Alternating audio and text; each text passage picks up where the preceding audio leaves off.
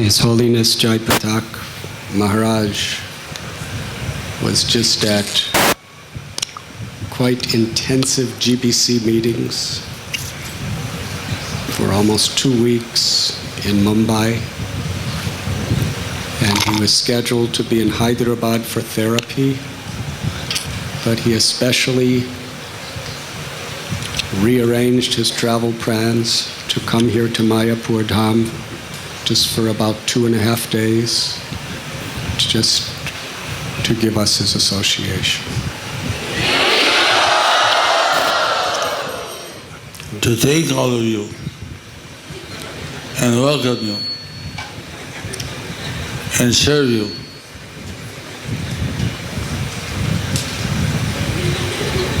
And get your association.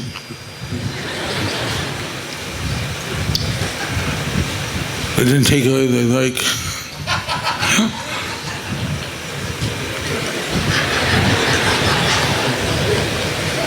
Sorry.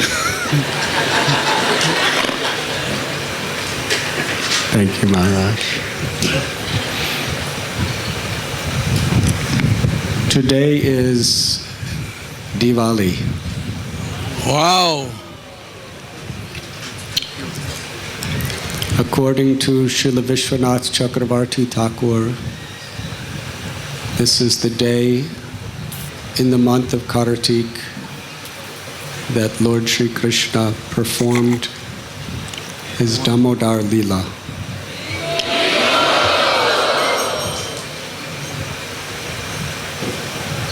Early in the morning, Yashoda Mai, she was eager to celebrate Diwali by making special prasadam, or special bhoga to offer to Lord Krishna. And we know the beautiful story,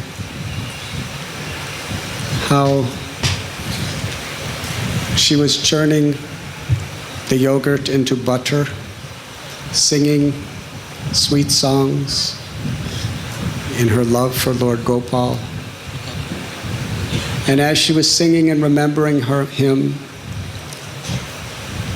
milk was flowing from her body as an expression of her motherly love. And Gopal, who was in bed, became thirsty to drink that milk and ran to his mother. And she began to feed him.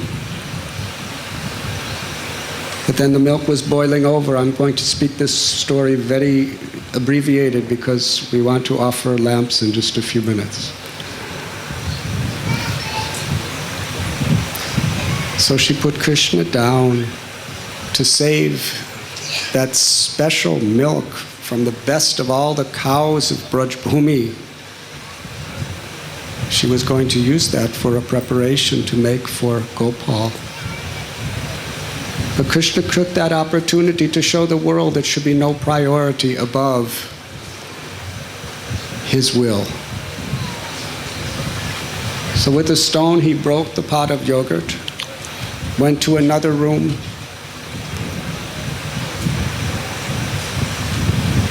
Yashoda Mai came back and saw the little buttery footprints of Krishna, the broken pot. She followed those footprints, and there in a courtyard, on a upside down grinding mortar, Gopal had taken some butter from a clay pot that was hanging with ropes from the ceiling, and he was eating it and feeding it to the monkeys. She came behind with a small stick. When the monkeys started chattering and ran and jumping out the windows and climbing up trees to escape Yashoda Mai, Krishna saw her, jumped off the grinding mortar and ran. He was just a baby. Yashoda Mai was chasing after him and he was running. Even the greatest mystics, yogis, tapasis, scholars, they cannot catch Krishna through all of their efforts, even after many, many lifetimes. But this simple gopi, Yashoda, Krishna allowed himself to be caught by her. His limbs were trembling. His lips were quivering. His eyes were pouring tears. And he cried to his mother, "Please put down that stick. I promise you I will never do this again." So she threw the stick. Queen Kunti was remembering this. He who is feared by fear personified, as Mahavishnu, who is just a partial expansion of a plenary portion of the Lord, he destroys the entire cosmic manifestation with one inhalation. That's all. Now you're all breathing so many times. What have you done? He exhales and all the cosmic manifestation manifests. He inhales and it's destroyed.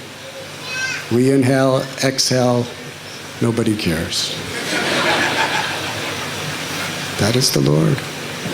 And Gopal, who even Mahavishnu worships as the all-powerful one,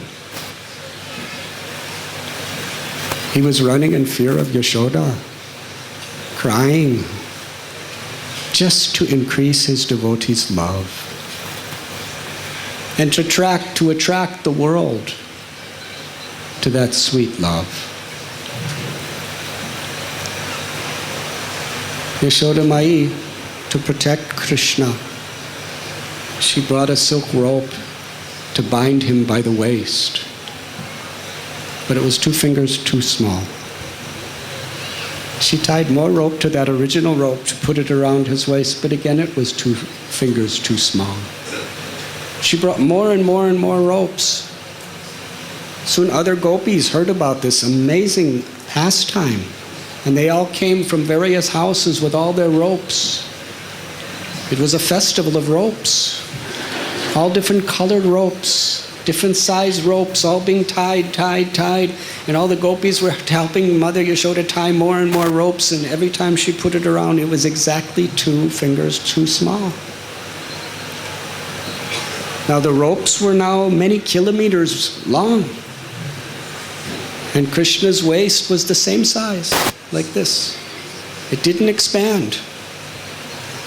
In other avatars, like Vamanadev, when he wanted to cover some more ground, he expanded into very big size.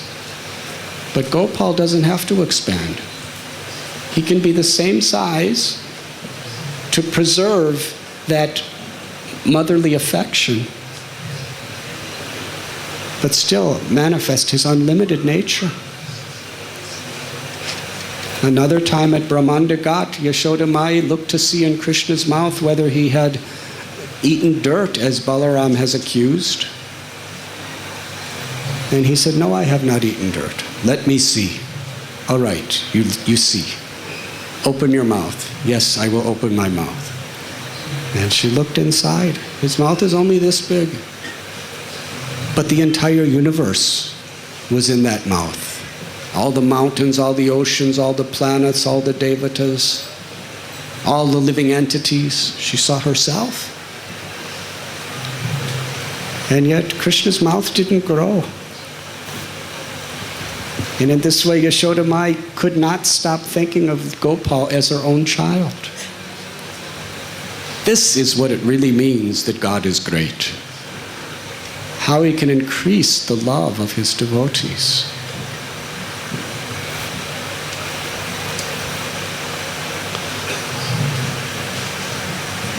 Gopal was seeing Yashoda Mai working so hard, but still she could not bind him. So he wanted to show the world that he is bound by the love of his devotees. Yashoda Mai tied the knot. Those 2 fingers, our acharyas explain what is required to bind Krishna. One is our sincere endeavor. Srila Prabhupada explains, if we want to bind Krishna, 3 things are required. To be serious, sincere, and have no ulterior motives. That means only for the pleasure of the Lord. And when those are there, then the other finger is Krishna's mercy. Krishna bestows his mercy and reveals himself and allows himself to be controlled by the devotee. Here in Navadvip, we'd like to speak for just a few minutes on some of the childhood pastimes of Lord Gauranga. That are parallel to this beautiful childhood leelas of Lord Krishna in Gokul. We heard from Srila Jaipatak Swami Maharaj how Sri Advaitacharya was fasting and crying out for Krishna to personally appear because he understood there was no other way to rescue the lives of the people of this age of Kali and give pure devotional service. And many times Lord Chaitanya throughout his life, from the beginning to the end, he declared to the world that it was because of these prayers of Sri Advaita Prabhu that I came to this world to manifest the Harinam Sankirtan movement. On that full moon night, during the eclipse, when everyone was in the Ganga, chanting the names of Hari, in Shantipur, Sri Advaita and Haridas Thakur, they felt such ecstasy in their hearts. They knew that Krishna appeared. Sri Advaita sent Sita Thakurani, his wife, to Sri Navadvip to offer gifts to the child of Sachimata and Jagannath Mishra. When Sita saw this beautiful form of the newborn baby child, she was thinking in her heart that that same beautiful boy with the bluish complexion, Gopal, has appeared again in Sri Navadvip with the most lovely effulgent golden complexion. She knew. But the Lord, for the sake of his Leela, covered all of his devotees by his Yoga Maya potency, as Krishna did, so that they could not detect that he was actually the Lord that they were praying for, crying for, and longing for.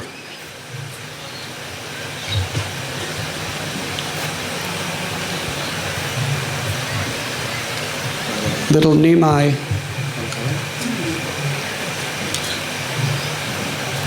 he would cry. And the only thing that could possibly stop him from crying was if everyone gathered around him, clapped their hands, and blissfully chanted Krishna's holy names.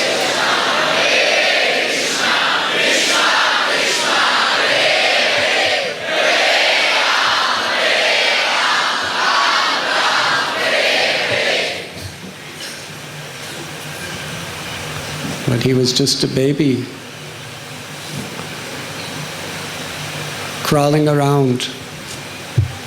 He would sit on the laps of the gopis, and they would chant for him, and he would be dancing, even though he couldn't even walk.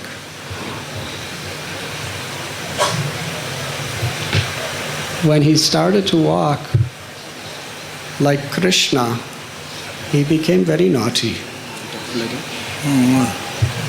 Sometimes he would run out to the streets and he would beg everybody for bananas and sweetmeats, sandesh.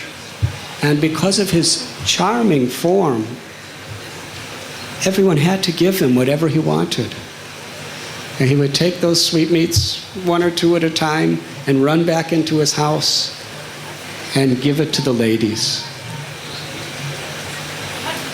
Krishna was stealing milk sweets and milk from the gopis. And as Lord Gauranga, he was giving it back to them for the simple price of their chanting of the holy names.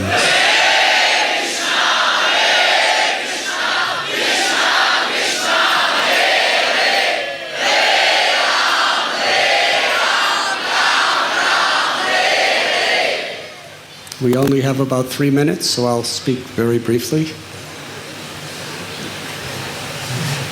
Nimai, small child, would run into the neighbors' houses. And like Krishna, he would break everything he would see. And he would steal. Steal milk sweets, steal butter, steal yogurt. And what he didn't steal, he would throw over. Now, actually, is the Lord a thief? Bhagavad Gita, we understand the basic spiritual principle, Sarva Loka Maheshwaram, that Krishna is the proprietor of everything that exists. So if we consider anything to be our own, disconnected from him, we are thieves. But when Sri Chaitanya Mahaprabhu, as little Nimai, would go in and steal from the ladies of Navadvip, it was their greatest pleasure. Sometimes the Brahmins would come and complain to Jagannath Mishra about the mischievous activities of Nimai. And sometimes the ladies and the girls would complain, just as the gopis would complain to Yashoda Mai.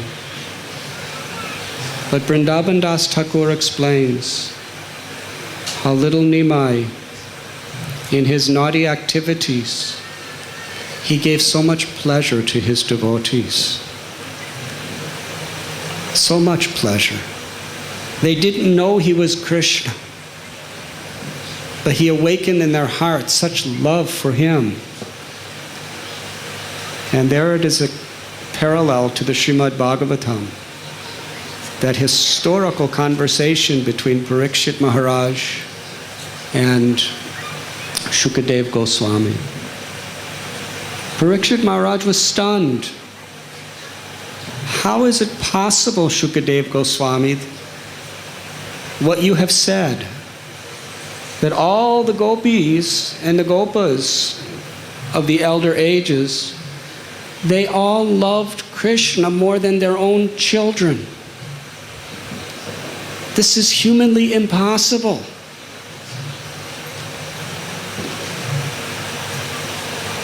Those of you who are mothers, if your child is not getting such good grades and not so well behaved, and may not even treat you as well as your neighbor's child who's getting top grades, do you love your child less than that? It's not possible. Parents have a natural affinity of love for their child and favor them. But every single gopi in Vrindavan was loving Krishna more. How is this possible? And Shukadev Goswami told, because Krishna is the Paramatma. He is the life force in every living being. When the life force is gone, all there is a dead corpse. Nobody is attracted much to the dead corpse. It is the life, the person within that body that people love. And Krishna is that life force. He is the source of all spirit souls. Whatever attractiveness any spirit soul has, it's only because they are an insignificant, infinitesimal part and parcel of Krishna's all-attractive nature. So ultimately, Krishna is the only object of everyone's love. Maya is when we don't recognize a person's connection to Krishna.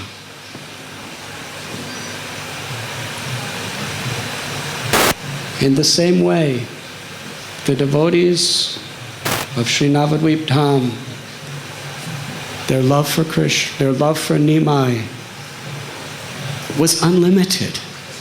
It was infinite. It was more than their own children. It was more than their own lives. It was more than the whole world. But still, they did not know he was God, their worshipable object. Because like the Damodar Leela, Krishna wanted to increase the intimacy of their affection. Yes, Nimai's childhood pastimes here in Sri Navadvip were non-different, absolutely non-different than the childhood pastimes of Krishna in Vrindavan. And today we are celebrating on this day of Diwali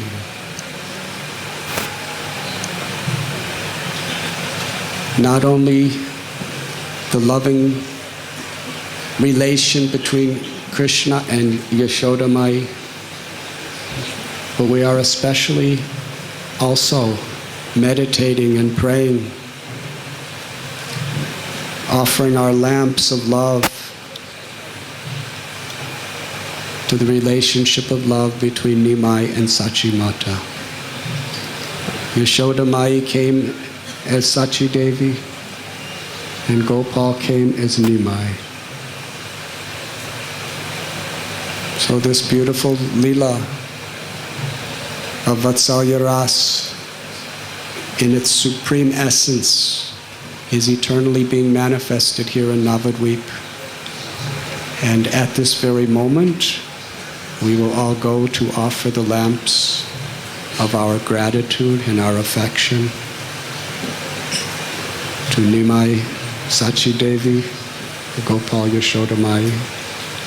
When we offer this lamp, it is the lamp of our affection, the lamp of our longing to love.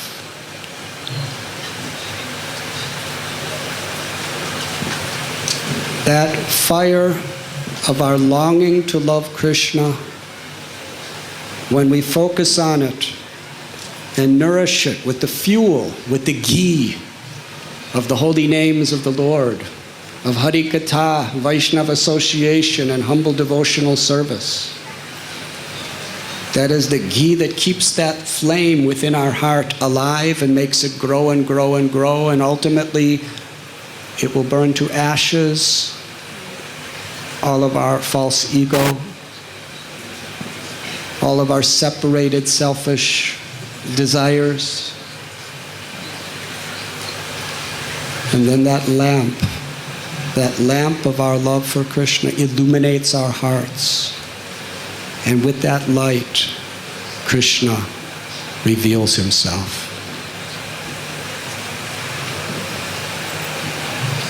So we are offering the lamp of our willingness to serve. We are offering the lamp of our longing to love.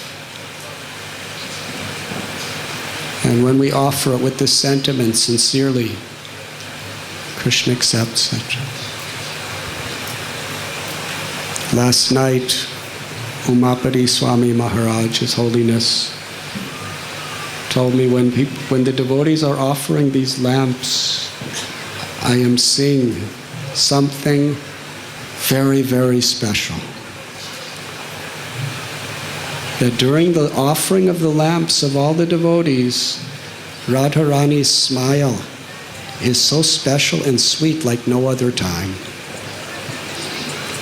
I said, Maharaj, you are seeing that because your lamp is good lamp. But it is true. Srimati Radharani is the bestower of bhakti. And when we offer that lamp of our heart's love, the flame of our eagerness to hear, eagerness to chant, and longing to love, when it is offered with sincerity, Srimati Radharani will smile. And that smile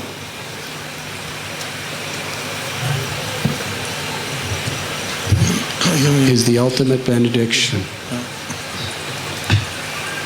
and entrance into the eternal abode of the Lord.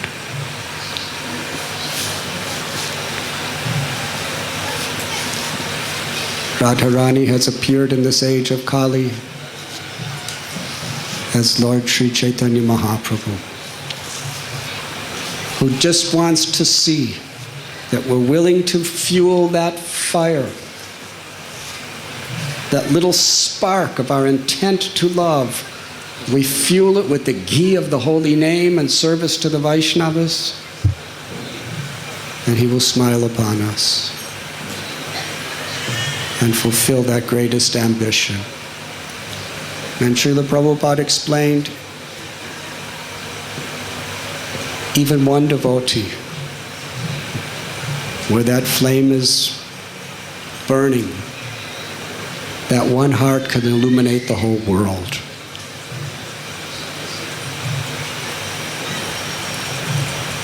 Now let us go to Sri Sri Radha Madhava's temple to offer the lamps of our love to Panchatattva Sri Radha Damodar, the lamp of our gratitude to Srila Prabhupada and all the Vaishnavas on this auspicious and holy day of Diwali. Thank you very much.